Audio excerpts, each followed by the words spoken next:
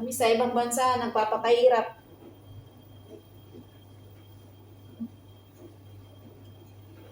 Kayo dyan sa Pilipinas, nag-easy-easy man nila. Diba? Pagalitan ko kayo. Bakit ano mo palagay mo lang ito? Taog mo ano? Pagalitan ko kayo Doon mo, itaog mo. Pag itaog mo siya, hindi siya matutuyo. Hindi, matuyo yan. Yan. Kasi malaglag yung ano niya sa tissue.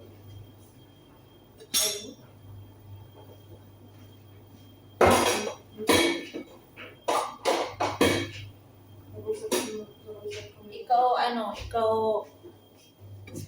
go. Sabi ka na ng totoo. Para maligtas ang buhay mo.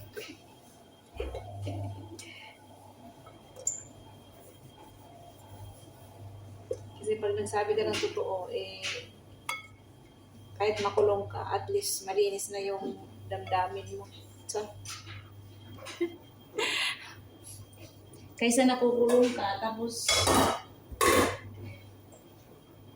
sisinungaling ka. Kailangan magsabi ng totoo.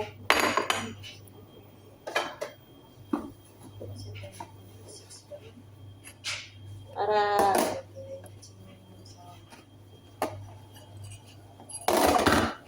ano nga,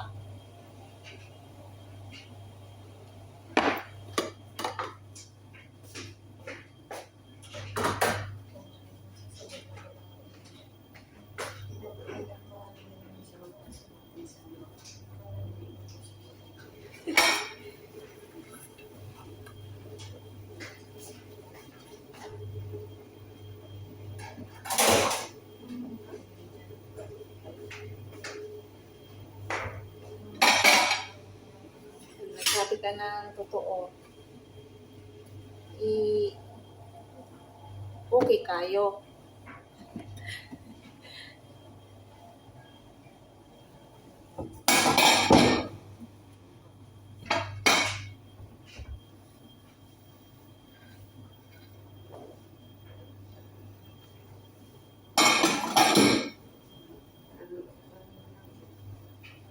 Diba, go? Let's go.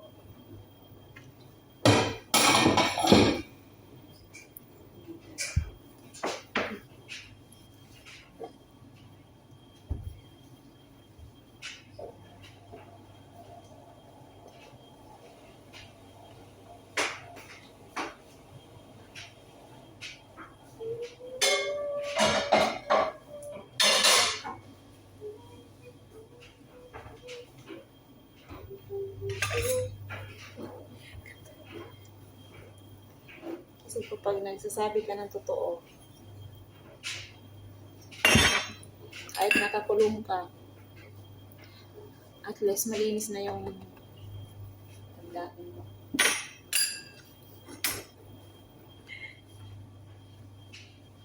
Kami nga dito sa ibang bansa, naghihirap kami. Tapos kayo dyan, easy-easy money lang, pugo-puguan kayo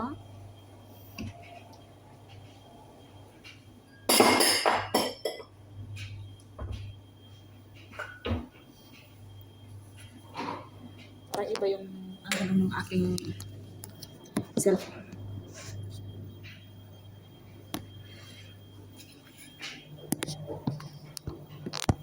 Yan.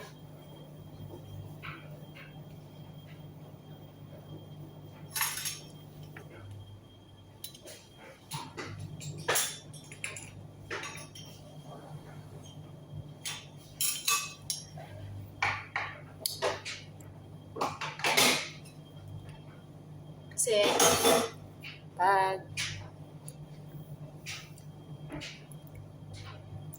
nagsisinungaling ka, go.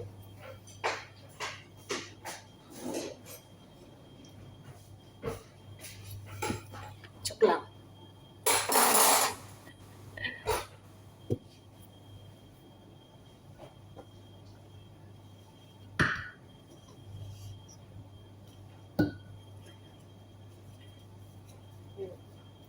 Kailangan mo sabihin na totoo.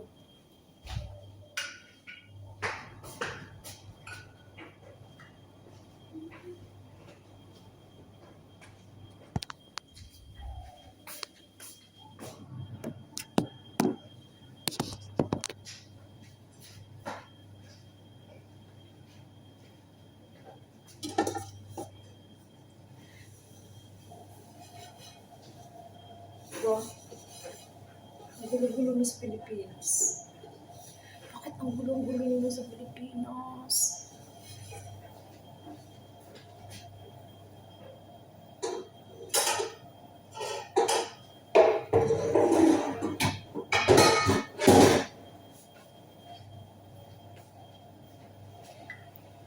Dahil sa Pogo, gulong-gulo na sa Pilipinas. Hindi na lang pinapansin yung kilo ng bigas.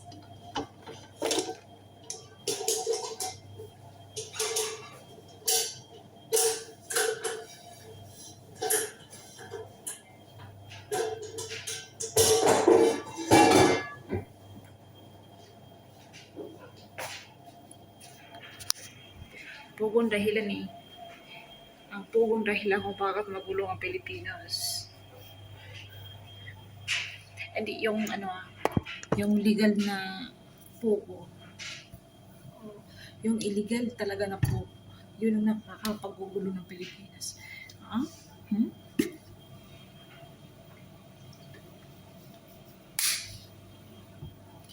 Ginulo nyo yung Pilipinas, China.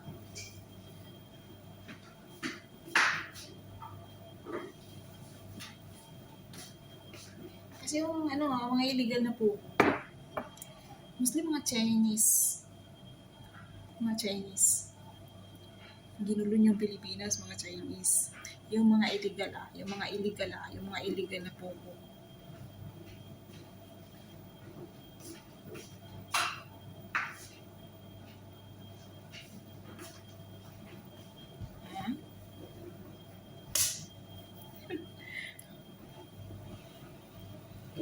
Kasi nagtatrabaho sa Pogo, mga Chinese.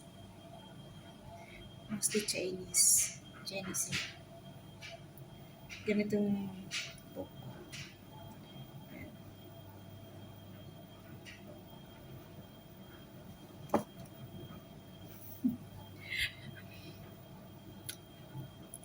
Dapat wala ng Chinese sa Pilipinas. Yung mga masasamang Chinese.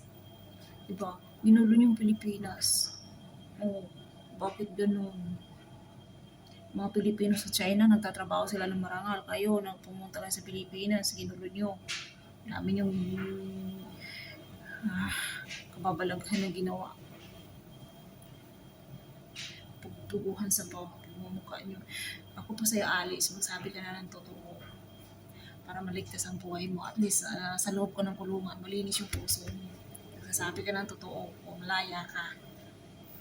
Ha? Nasa kulungan, malaya.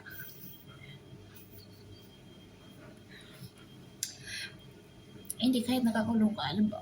Kasi, pag nagsasabi ka ng totoo, kahit nakakulong ka, oo, makakatulog ka ng kahit papaano. Kasi nga, nababawasan ng inyong, galit. Sabihin mo, isa ka lang victim, hindi, sabihin mo, para mabawasan yung galit mo, kahit makulong ka man, at least, nagsasabi ka ng totoo. Kahit nasa loob ka, at least, hindi ka magsisisi pag ikay nagsabi ng totoo. Kaya kung magsisinungaling ka, wala ka nang magagawa dyan. Dyan ka na lang talaga. Kasi ayaw mo magsabi ng totoo.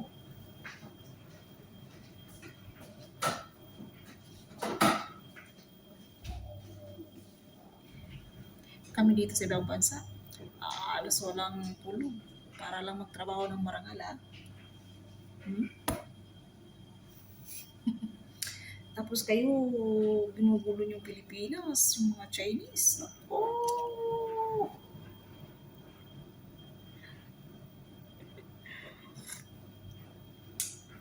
Pumunta ka sa Pilipinas, tapos manggulo kayo, hindi kayo, nakakagigil kayo.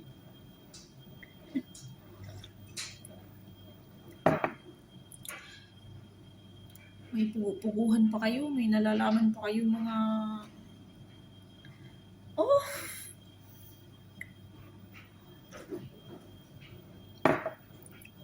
Dayuhan pa kayo. Dayuhan pa kayo, tapos gumawa pa kayo ng masama. Ay na, patay tayo dyan.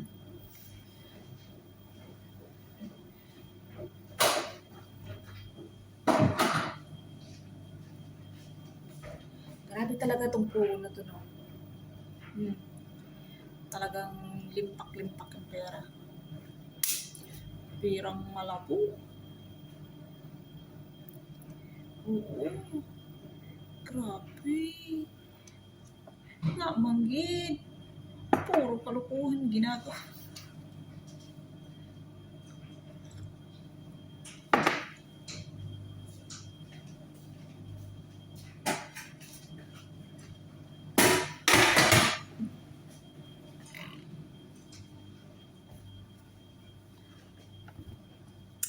Aha.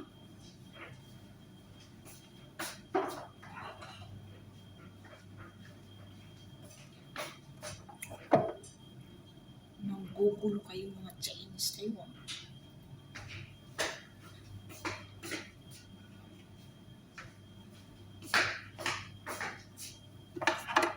Naku, Alice. Masasabi ko sa'yo, magsabi ka na ng totoo. O, sabi. Then, baka mag-ano dito si Makita. Sabihin mo ng tubig. Saka ng, ano na. Tubig na malaki? Oo. Tapos na to. Sabi na, sige na, ano, balik ko. Sinabi mo kanina. Wala. Pabalik pa ba yon? Oo, marami lang sasakyan.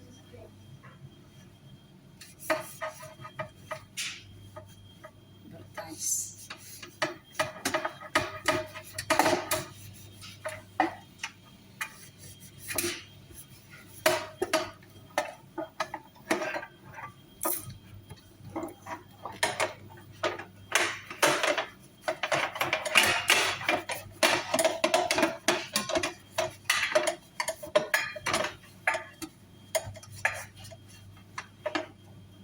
Sa ibang bansa, o, tiyan mo, nagpapakayat kami dito, ha?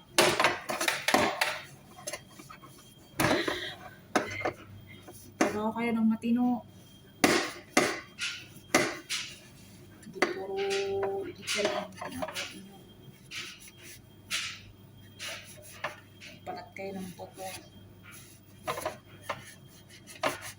Limpak-limpak pero nyo, pero pera. Galing naman sa masama. See? Tingnan mo.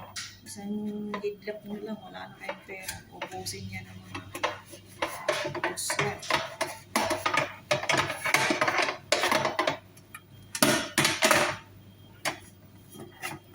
So yun lang. See you in the next video, Alice.